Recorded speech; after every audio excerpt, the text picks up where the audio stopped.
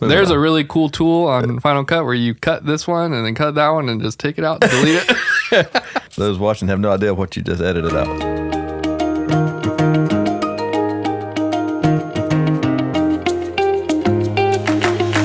All right, guys, welcome back to Pasteurized. We're starting Joshua today. Missing Michael. Yeah. Unfortunately, he's the one that... This is real. I don't know if you guys know, this is his birth child. This is not ours. We're just helping him grow this thing. Yeah. So now I feel like we're babysitting. But we're going to try to get through it without him. And so the book of Joshua, we try to cover maybe, first 15 chapters or so. Yeah.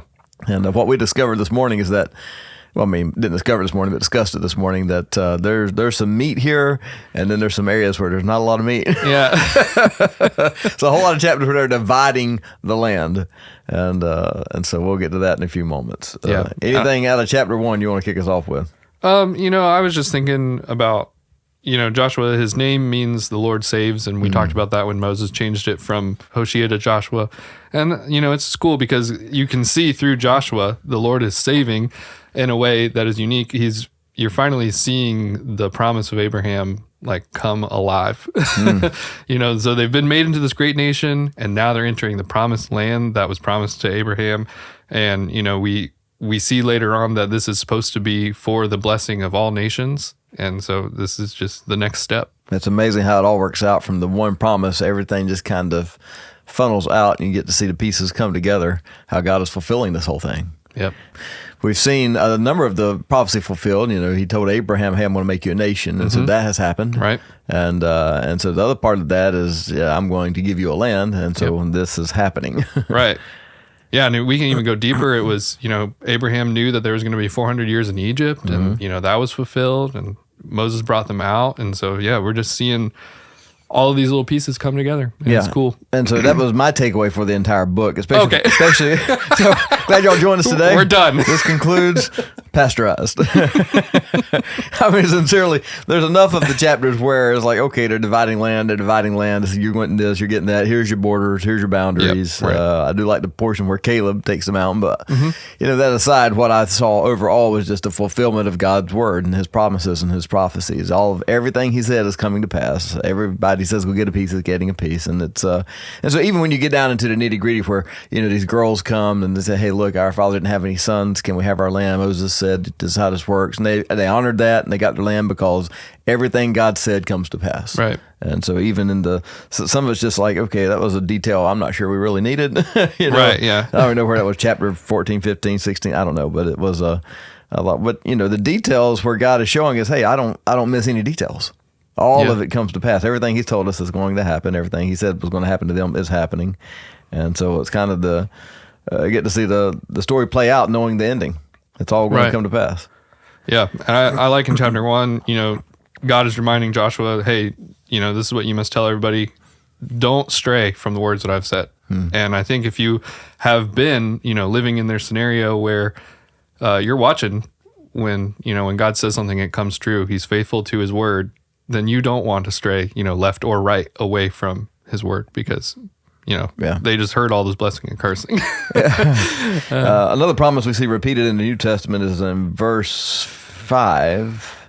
Just as I was with Moses, I will not abandon you. I will not leave you. I will not leave you or forsake you is where we get that in the book of Hebrews. And so we see, again, strong parallels in the Old Testament and the book of Hebrews, obviously. That was a draw from it. But again, back to your point, the word of God being so critical, you need to memorize it. So, don't let this word leave your lips. This is something you've got to meditate on and carefully obey. And then you'll be successful.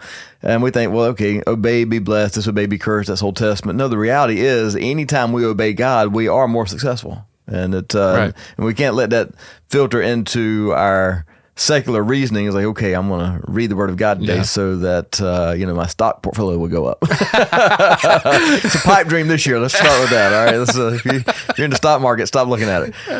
But beyond that, that's not the reality. The success is greater than just the temporary. The success is the eternal. And so where we are most successful when we obey God is our relationship with Him grows. And Jesus said that, look, the ones who love me will keep my commandments, and I will reveal myself to them. And so it's in that obedience that we get more of Him.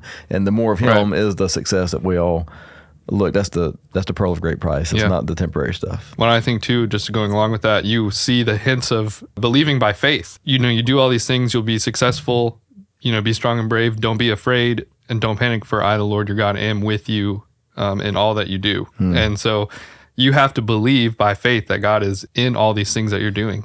And so that'll all work out because you have faith. Yeah. And again, we see that in the that does story not of apply Rahab. to the stock market. No. And this is, again, back to your point, the idea that not panicking, not being afraid, being strong, being brave, these are the elements that he's pointing out that, okay, that faith is strong and brave. Lack of faith is afraid and panicky. And so it's faith or fear. We've seen the t-shirts, Yeah, right? I know. You had to pick one. And the reality is that whenever we come to the conclusion, hey, God is with me, then there's some strength in that. And if we're not confident God is with us, then there is fear in that.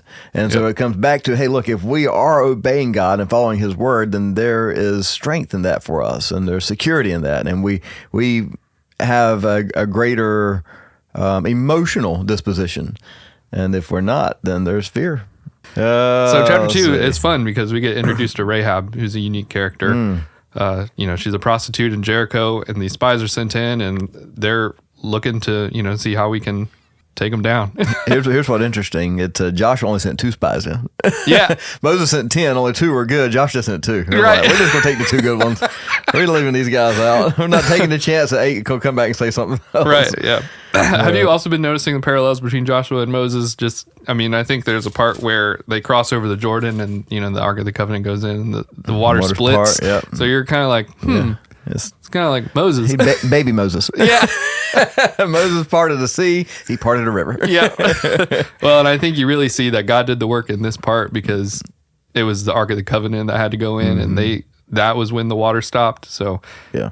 the Lord is letting everybody know that it's the Lord, not any man. Yeah. So- Well, and obviously even those details are striking fear into the hearts of the nations that they're going into. Right. Yeah. So Rahab, she's scared. Yeah. So she asks, since I've saved you from, the men of Jericho that are looking to kill you, can I and my family be saved? And, she's like, just swear an oath to me on the Lord, can I be saved? And they're basically like, yeah, if you don't hand us over, basically this oath is on you. If you uphold your end of the deal, we'll uphold our end of the deal. And I think this is interesting because she had faith that God could save her. Yeah. And, she was destined for destruction. Yes. And, that is really our story. Yeah. We're all destined for destruction. Oh. And if we have faith, and he will save us from that. Yeah. Well, and it says there that she was convinced that this is what their God is doing. The Lord is handing us over to you. Yeah. And so she had already aligned herself greater with the people of God than her own people. Yep. Which is an interesting position to take. It is an amazing story, and it's even more amazing when you realize that Rahab is in the lineage of Christ, right? Right. All the way back to here, it was building something. Again, back to the Abrahamic covenant. Through you, all nations will be blessed. And so along the way, other people get grafted in, which is beautiful because that's what we did. We got grafted in. Because she is not one of Abraham's descendants. And yet she's grafted into the people and grafted into the story and grafted into the lineage of Christ. Yeah. So we get a really good picture. And how fitting that's in the book of Joshua, which is also Jesus' name. That's right, yeah. Yeah, chapter 3 is when they crossed the Jordan, when we were just talking about how, the Ark of the Covenant went in and parted the Jordan River so they could walk over on dry land. And this is where they grabbed the stones from that Moses had told them to grab and, set an altar up and inscribe the words of the law on it. Joshua tells them in, I think it's verse 5, chapter 3, ritually consecrate yourselves or purify yourselves. Right. It's kind of like this overall theme when they're about to do something big, for the Lord. Joshua reminds them, hey, you got to be pure. I just think that's a big part of worship. Yes. Really anytime, but let's take Sunday morning, for example. And we know that, we don't have to abide by the clean and unclean laws like they did in Levitical times to approach God in worship because Jesus, makes us clean. But there's still a right heart posture for worship. If you come to worship and you have something against your brother, then you're to go and make that right before you present your offering. And that's kind of like the idea for us today. When we approach God, we are to make sure that we don't have any problems with our brothers, and we don't have any sin standing in the way of us approaching the Lord. And this is all physical realities that point to the spiritual realities. Right. And we understand that, especially from a physical perspective. I mean, if Rylan comes to you and wants a hug, she gets a hug. Right. Now, if she comes to you with vomit all over her and wants a hug, maybe not right away. We're going to have to clean you up first. That's right, yeah. Let's consecrate you. Yeah. And so we understand it from the physical perspective. Yes, God wants to demonstrate his love for us, and he has demonstrated his love for us. And yet he still calls us to walk in a way that is clean, that is consecrated. Right. And so in the context of this, they're about to go in and basically consecrate the land. And so how can you, purify this land from all the evil if you are not pure yourself? Right. And so that is kind of how I see why this is important here. And so, Joshua tells the people to do this, and then Joshua meets an angel of the Lord, and he tells them, here's how you're going to destroy Jericho. And so you did preach on all that. I did. We get to verse 2 of chapter 5, and it's time to re-up. With the travels, and maybe, I don't know, if they just didn't take the time or just neglected that portion of obedience. And we're that way, right? There's always some portion that we're like, okay, well, we know we need to, and yet we haven't. And it's and so here they are, about to go into the land to cleanse it, basically, of the sins that have been happening on it, and they themselves have not been following according to the ordinance that God gave them. And so that was circumcision. And so everybody had to take a beat. Yeah, I was kind of paralleling this to, when Moses says, Lord, all right, I'll go. And then the Lord approaches him in anger, in the middle of the night. It's like, I'm going to kill you. Mm-hmm. And then Zipporah, circumcises his son. And then the Lord's like, all right, we're good. Yeah. And this was the symbol of the unconditional covenant. Right. I mean, when God made this covenant to Abraham, that was not conditional. Right. It's like 430 years later, he came to them and said, here's the law. But he was still their people. And so God says, this is what I'm doing. And this will be a sign. And so this is the symbol of so this is like big deal stuff. Yep. And weeks before, Moses was standing on, the mountain and preaching to them and saying, you got to circumcise your hearts. Yes. And so how can you understand the circumcision of your heart if you haven't been circumcised like yourself? Yes. And I like how God took away the disgrace of Egypt. And so again, it was a picture of picking up and carrying off the disgrace of Egypt from them in that moment, which is what we kind of see symbolized in the New Testament too, the Lamb of God that picks up and carries away the sins of the world. Yeah. My favorite part of chapter 5 is actually verse 12. The manna stopped appearing the day they ate some of the produce of the land, and the Israelites never ate manna again. And so their faith that they had that, God would take care of them and give them the promised land became reality. And so they actually got to live in what they had believed in. So the big deal stuff for their culture was food, water, and grazing for their cattle. I mean, beyond that, they didn't have a whole lot of basic needs. Right. So God has taken them to a land where food is plenteous. Right. And then from their perspective, that is amazing. I mean, they've been in the wilderness for a while, right? Right. Had a very basic diet. I think about my dog sometimes. Like, they eat the same food every day. I was like, y'all are the children of Israel. And they don't even care. They don't. They're excited about it every day. They love it. Yep. I can appreciate that. And so now they have it. A land that's absolutely full of food just for the taking. Right. And they don't even have to do anything. Yeah. The rain waters the land, so they don't have to irrigate. That's right. The work is less here. Yeah. And God talked about that in all these other places. You had to figure it out. And said, not here. I'm going to take care of it. Mm-hmm. So the end of chapter 5, that's when Joshua meets the angel of the Lord. Yep. And he goes in.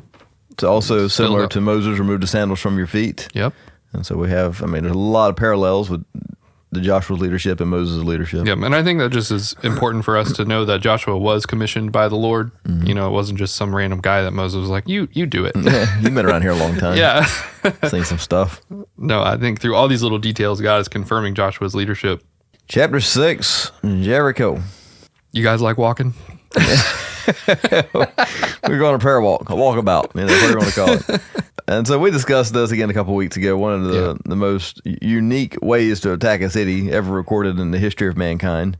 God's ways are not our ways. And so here we get God's pointing that out. And the very first attack is like, listen, this is your number one command is obey. It doesn't have to make sense to you. It doesn't have to be logical to you. It just has to be obedient. That's your goal, is obedience. And if you will fulfill that, then everything else will fall into place. And so again, parallels to the New Testament, seek first the kingdom of God and his righteousness, and then everything else falls into place. Right. And sometimes we just find ourselves trying to put things into place, and we neglect that seeking of the righteousness of God.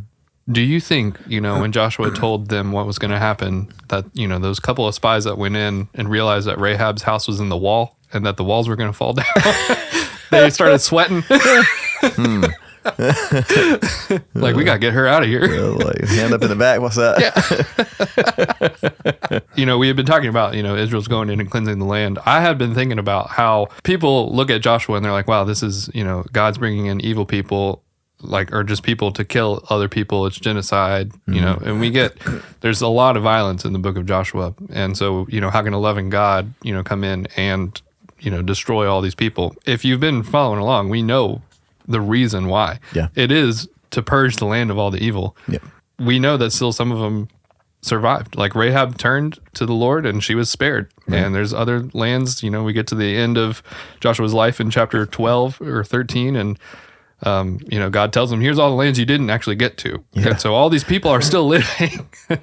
And so, we have to wrestle with that, just knowing that God's ways are not our ways. But I've also been thinking about it in the way of, in our own life, in our own sanctification process, Christ has won the victory. Yes. And so we are victors in that way, but there's still a lot of sin that lives inside of us. And so over the course of our life, we have to do these battles. Yes. And Paul tells us that we wage war not against flesh and blood. And so I think to look at this in a way that is more abstract, and you kind of can see a better picture of what it represents, and it is a representation of the Christian life. We walk and battle against all these evils, and we have to purge this from our life. Yeah, there's so many. Yeah, and you can take any one of these concepts and open up another can of worms. For sure. Even the passing on of the inheritance. Yeah, it's huge. And then their continuation of the battle. Right. And the fact we're never done in this life. Yep. Which is why God says, enter into my rest. Mm-hmm. And so it was understood that this was not going to be rest. Right. That this was going to be war. Keep up the fight, right? Right, yeah. And and it's not easy. God saves you because he's faithful and he's just and he's righteous, and he's, given us grace through the person of Jesus Christ. And so that is the easy part. Right. And then the life that you live, after that is the hard part. And so this is the life that they're living. It's hard. That my abstract thought on Joshua's battles. I like it. So yeah, chapter 7 brings us into Achan. And they never do finish the battles. No, they don't. No, so it's never, which, back to your point, it's not because we accomplished everything that we, get the passage, right? Right. It's only because of God's grace. Yep. All right, yeah. Chapter 7, basic story is God tells them when they attack Jericho, touch nothing. It's all holy unto the Lord. It's consecrated unto God, and so none of it's for you. All of it's to be burned, basically. It's a sacrifice. And it's... Well, and Achan said that don't apply to me. Yeah, it's like, I'm going to get mine. And so he did, and then he did. Yeah. And so he did take something, and because of that, their next battle, they lost people. They didn't win. 36 people died. Figured out it was because, and there was this whole system of casting lots and bringing people, tribes, and then clans, and then families, and then finally it's this family. And he confessed, once they, got him pegged down, basically. Yeah, right. He confessed they took the stuff, took him and his kids and his wife and his cattle and everything he owned, killed it and burned it, and then erected a stones over them. Kind of. I did have a couple takeaways, and you can tell me if they're the same as yours. But sure. My first one is Israel prospers at the hand of the Lord only. And so when God tells them, that looks good and that will make you rich, but you're not to have it, he means it, and he will provide what you need. It kind of can give the impression that, Israel went in, took all this stuff, and they got what they got because they conquered. But in reality, it's the Lord who conquered. And so the Lord who gives and the Lord who takes away. Yeah, that's right. So that's kind of the first takeaway that I got from this. The second is that God's holiness is not on anybody's side. And this goes back to, the idea of basically, is it genocide? Is Israel committing genocide? No. Yeah. God is concerned about his holiness, and he has set apart this land. And he set apart the Israelites. And so the standard is the same on both sides, Gentile or Jew. Right. And so when Achan commits a sin, he dies. Yeah. Because just like everybody that was living in the Gentile land, they all had to die. So did Achan. Yeah. And God's holiness They is... died because they had violated the holiness of God Right. so severely. And Yeah. here he has done the same. Yeah. And so... They go to their next town. Of course, they are defeated initially. They thought, oh, it's a small one. We'll just send a few guys, right? Right. And then, they're defeated and 36 of them are killed. And then they come back and, Joshua's like tore up about this. Like, how did God let them down? And say, we're so quick to indict God. God, you did this to us. Yeah. And like, God says, wait a minute. I think maybe y'all did this to yourself. Maybe take some inventory. I think something's up here. Something stinks. So they figure it out. They go back.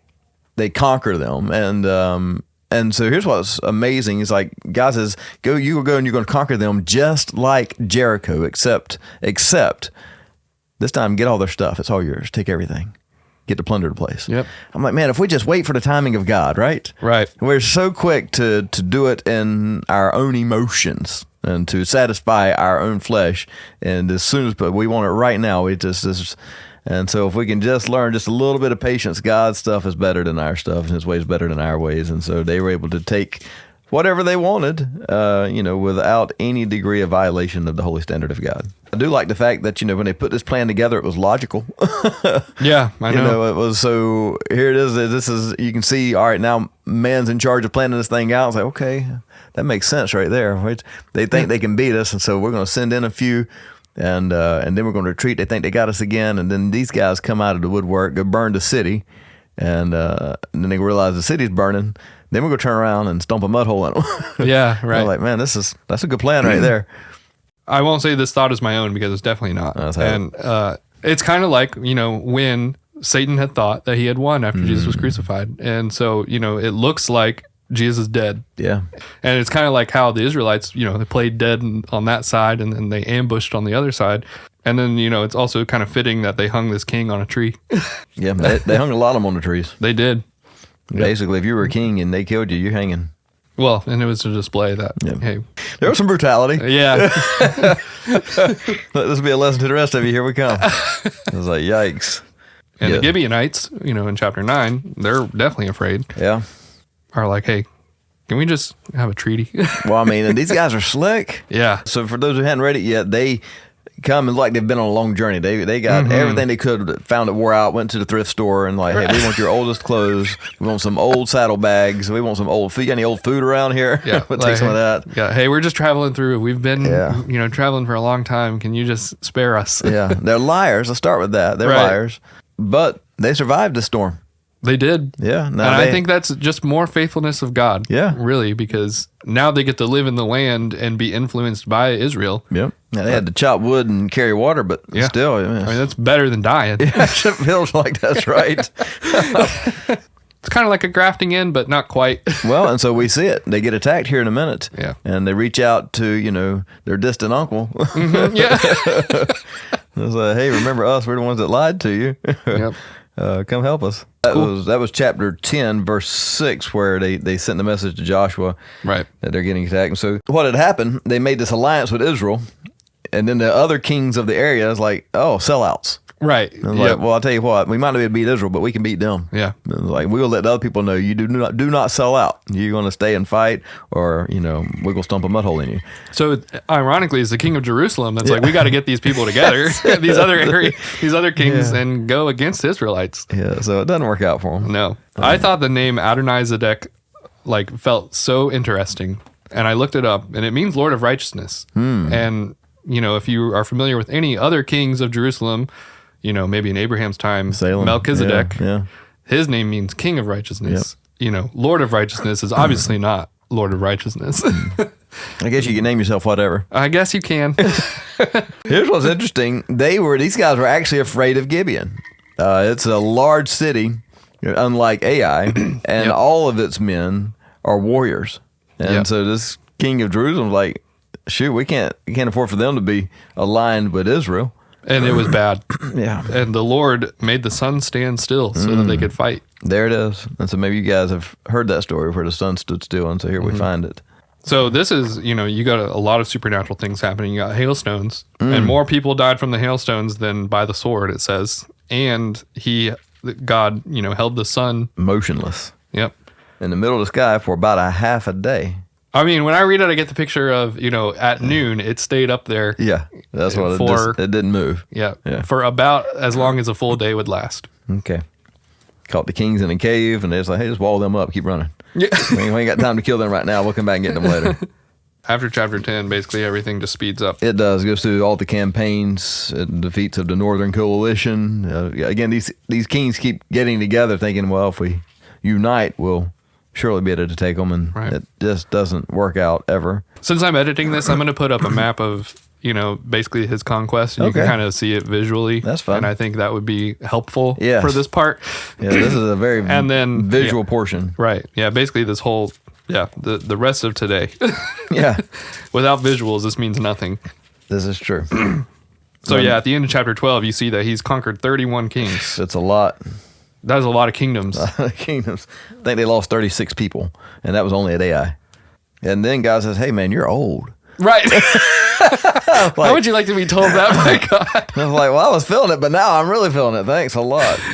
So back to 13, God tells Joshua that he's old, and we just looked it up, and so Joshua died at 110, so he's pretty close to 110 right here, because basically this is the conclusion of the matter. Right. That goes through the rest of the book, and he's dividing land and telling them what they've got to do. But and so that's basically it. He starts dividing the land, making sure they understand what they're getting, what they've got to do. The other takeaway that I love, and I don't know why I love this story so much, but I'm going to flesh it out at some point, is the story of Caleb. Here he is, 85 years old, and listen to his story. It's like, I was 40 years old when Moses sent me in. I was one of the spies.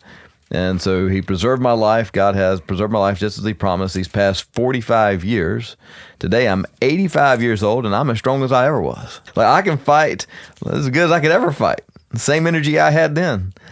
Now assign me to this hill country. Which one? The worst one. That's the one he wanted. He wanted the tough nut. He wanted the hill country that had the giants in it. Yep. He was like, hey, I want the hill country with the Anakites. I was like, that's the one I want. I don't want this easy stuff down here in the valley. Give me a real challenge. So Joshua did. He assigned it to him, prayed for him. And I was like, all right, sick him. And Caleb did. He went and conquered the hill country with the giants in it. And then we go back, chapter 15, back into the allotments of the tribes. And a lot of border issues there in 15, so we get to see some of the border work. And that's good. I mean, that's basically all we're going to hit today. So you take away, be faithful because God's faithful. Yeah, that's it. Be holy because God's holy. Yep.